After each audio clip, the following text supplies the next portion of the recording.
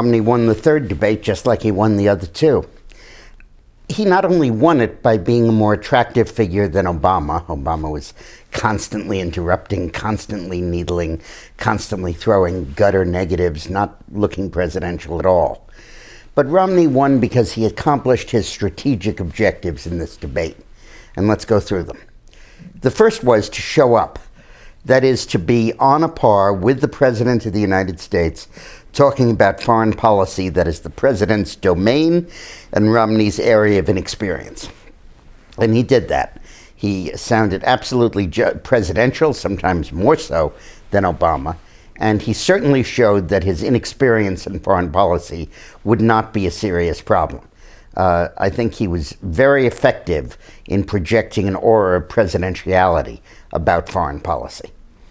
I think the second problem was that he had to prove he was not George Bush, the 43rd. Women got to be very antagonistic to George Bush because they saw him as a shoot-from-the-hip cowboy, a warmonger, invade first, ask questions later, and they really turned on him over that. And Obama was trying to project Romney as the same, calling him reckless and irresponsible. He used the word reckless, I think, 2 or 3 times during the debate. And Romney didn't look reckless. He kept constantly erring on the side of peace, constantly stressing his commitment to peace, giving nations the benefit of the doubt, like China. I almost gagged when Romney said China wants the world to be free and open. That's the last thing in the world the Chinese want. But I think that Romney really projected an image that will be very attractive to female voters and will continue his surge among women voters. Thirdly, I think that Romney was effective in drawing a delineation between him and Obama over the issue of national apology.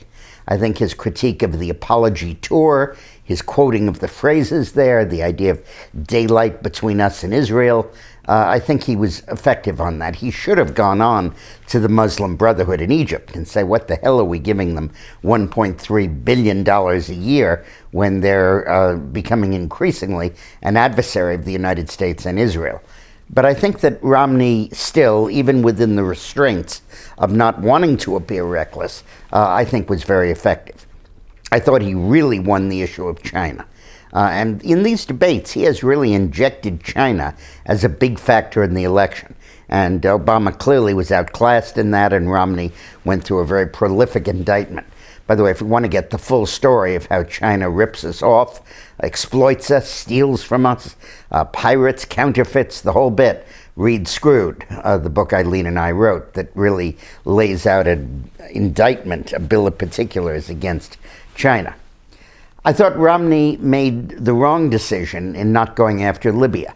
I think that the American people know that Obama was not telling the truth when he said that this was caused by a video, and I think it showed him to be overly solicitous of the opinions of the Muslim world.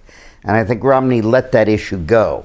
I don't think he conveyed adequately the sense that this is a president that equates moral equivalency between Israel and the jihadists and the Muslim terrorists. I think that was a mistake. From Obama's point of view, I think he showed strength.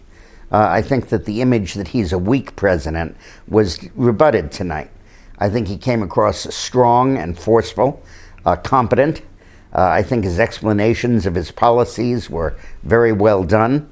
And I think that he certainly came across as somebody who knows exactly what he's doing.